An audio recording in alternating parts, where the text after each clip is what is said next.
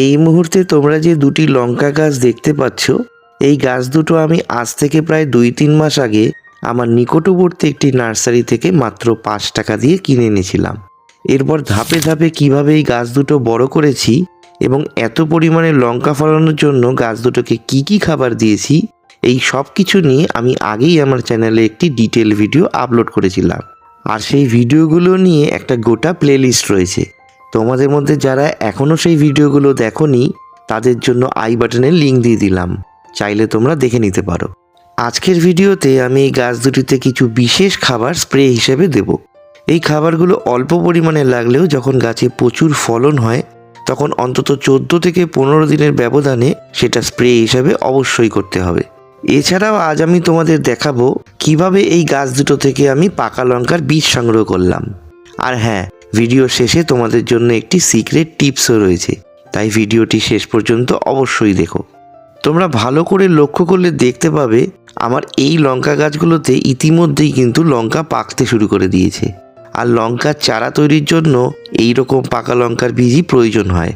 আমি আমার এই দুটো লঙ্কা গাছ থেকে মোট 3টি পাকা লঙ্কা পেয়েছি।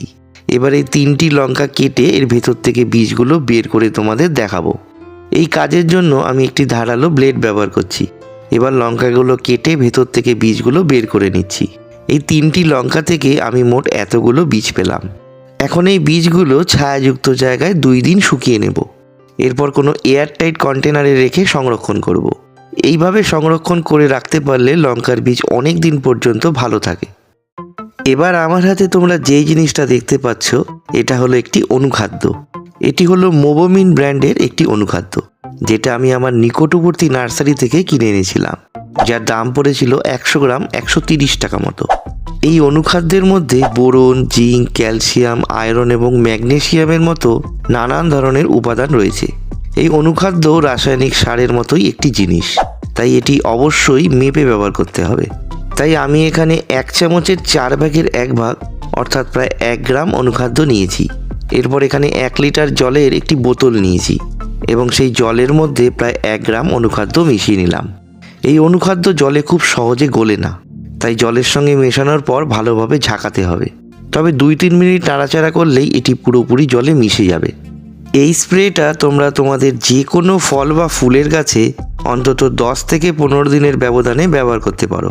তবে একটি বিষয় অবশ্যই খেয়াল রাখতে হবে, সেটা হলো এই স্প্রেটা কখনোই রোদ থাকা অবস্থায় করা যাবে না। রোদে স্প্রে করলে গাছের পাতা পুড়ে যাওয়ার সম্ভাবনা থাকে।